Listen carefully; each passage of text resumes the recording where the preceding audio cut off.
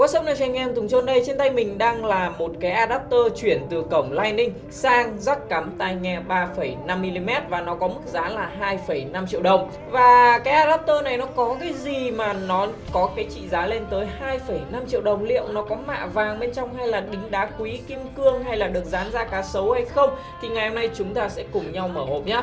Nhưng mà trước khi đến với phần mở hộp thì mình cũng xin bật mí với các bạn luôn. Ở đây đang có đó chính là một cái sản phẩm cô roi tác. Và đây không chỉ là một cái adapter chuyển đổi thông thường mà nó sẽ giống như một cái module mở rộng dành cho những cái thiết bị iPhone, iPad, iPod của nhà Apple. Và các bạn có thể nhìn thấy cái phần ở dưới này không ạ? Ở bên trong này nó sẽ chứa một con DAC rồi để giúp cho các bạn cải thiện cái khả năng nghe nhạc và giúp cho các bạn có một cái trải nghiệm nghe nhạc đỉnh cao ở trên iPhone, iPad, iPod.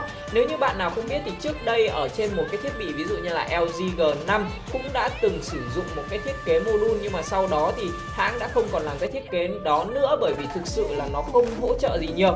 Và lần này thì chúng ta có một cái sản phẩm mình thấy là cái chức năng của nó tốt hơn rất là nhiều, đó chính là chúng ta sẽ có một cái sợi dây cắm kèm theo cái tai nghe và cái cục này nó chứa đát. Chính vậy là mình thấy nó tiện hơn khá là nhiều. Và cái sản phẩm này thì nó chỉ sản xuất cho iPhone, iPad, iPod mà thôi. Và cái sản phẩm này thì nó có MFI, chính vậy là cái độ tương thích của nó với lại tất cả các thiết bị của Apple là các bạn không cần phải bàn cãi nữa nhá.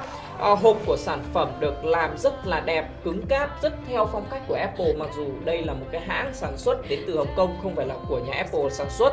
Rồi ở mặt sau thì chúng ta có những cái thông tin về cái sản phẩm này, cũng như là đây Made for này, 7 Plus, SE, 6S, rồi là cả iPhone X ở thời điểm hiện tại nó cũng hỗ trợ luôn. Ở đây hộp rất là đẹp, mình sẽ mở ra cho bạn xem nhá. Rồi ở bên trong này của chúng ta sẽ có một cái tờ sách hướng dẫn sử dụng rất là đơn giản. Để mình đọc một chút nhá. Ở đây thì chúng ta có thể thấy là ở cái sản phẩm này nó sẽ có 3 cái phím. Phím này nó sẽ có tác dụng là play pause, chút nữa mình sẽ biểu diễn cho các bạn xong. Rồi mình đã đọc hiểu rồi. Tờ sách hướng dẫn sử dụng chất nhất quả đất. Ở trong này của chúng ta sẽ là một cái sợi cáp adapter chuyển đổi từ Lightning sang 3,5mm. Tất nhiên là nó sẽ có DAC ở trong này. Và ở đây các bạn có thể thấy là cái cổng Lightning của chúng ta được hoàn thiện rất là tốt. Các cái chi tiết ở phần này cũng rất là tốt. Cái phần này được làm hoàn toàn bằng kim loại này, sờ rất là sướng và mát. Các nút bấm mình thử bấm xem nào, rất là chắc và nảy. Rồi ok. Và ở đây thì nó có một cái logo là cô roi. Ở mặt sau thì là tag. Rồi ok. Trong hộp chỉ có vậy thôi, một tờ sách hướng dẫn sử dụng và một cái adapter. Và bây giờ thì mình sẽ test luôn trên cái chiếc iPhone 6s vẫn còn jack cắm tai nghe 3,5mm để mình có thể so sánh chất lượng khi mà chúng ta xuất âm thanh ra cổng Lightning và chúng ta nghe bằng cái cổng 3,5mm là nó như thế nào. Rồi đầu tiên là mình sẽ cắm vào đã. Sau đó là mình sẽ cắm cái chiếc tai nghe này vào. Ok. Bây giờ mình sẽ đánh pass.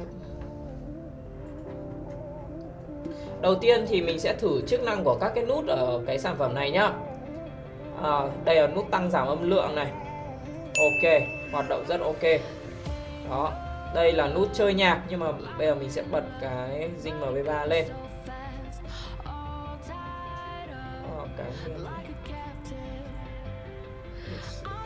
Đây, mình sẽ thử nút chơi nhạc này. Ok, nhận rất nhạy. Các bạn nhấn 2 lần thì nó sẽ là next bài các bạn nhé.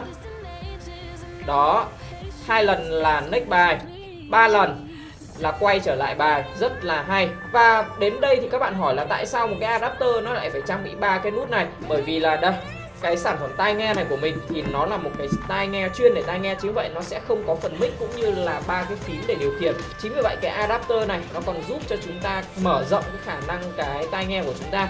Thêm 3 cái phím cứng này rất là hay. Và ở trên cái phần adapter này nó sẽ có một cái phần mic nhỏ ở đây.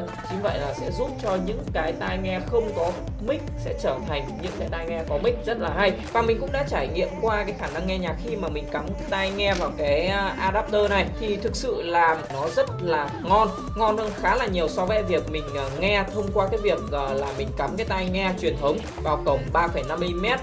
Các cái giải âm của chúng ta thì đều được xử lý cũng như là đều được kéo lên, nó lên một cái tầm cao mới ấy. Khi mà mình cắm cái tai nghe vào cái adapter chứa DAC này thì thực sự là cái giải bass nó đã được xử lý giúp cho nó đánh sâu hơn, cũng như là nó có một cái độ chi tiết hơn. Giải chép và giải mid thì nó cũng chi tiết, cũng như là nó có một cái sự gì đó nó thanh thoát và sáng sủa hơn. Mình cũng xin lưu ý với các bạn là cái adapter này là nó có một cái lợi thế rất là lớn, đó là nó sẽ sử dụng luôn nguồn của cái iPhone này, đồng thời là nó có một kích thước khá là nhỏ gọn, chính vậy là chúng ta có thể mang theo người được. Nói về điểm yếu thì có thể nói là cái DAC Cozy Tag này nó chỉ kéo được những cái tai nghe có trở kháng thấp như cái chiếc mà mình đang có ở đây mà thôi. Chứ vậy là nếu mà bạn muốn trải nghiệm một cái khả năng nghe nhạc nó tốt hơn thì các bạn nên mua những cái DAC, cũng như là những cái âm ly nó có kích thước lớn hơn, cũng như là nó sử dụng một cái nguồn điện riêng. Còn nếu đối với lại những cái bạn mà muốn nâng cao khả năng nghe nhạc của một cái chiếc iPhone hay là iPad hay iPod của chúng ta, mà muốn một cái thiết bị nhỏ gọn, thì có thể nói đây là cái sản phẩm tốt nhất cho cái nhu cầu đó. Và cái mức giá 2,5 triệu đồng mình nghĩ đó là một mức giá rất phù hợp dành cho những bạn nào mà muốn thưởng thức một thứ âm thanh tốt hơn ở trên những cái sản phẩm iDevice của chúng ta. Và video giới thiệu về cái sản phẩm Cozy Tag, và mình có thể gọi đây là một cái module giúp chúng ta mở rộng cái khả năng nghe nhạc của sản phẩm. Đến đây là kết thúc. Mình đã để link mua hàng cái sản phẩm này ở bên dưới video này, anh em nào quan tâm thì có thể click vào đường link ở bên dưới. Còn bây giờ thì xin chào và hẹn gặp lại các bạn trong những video lần sau. Bye bye. Trusmart, hệ thống sửa chữa điện thoại số 1 Hà Nội.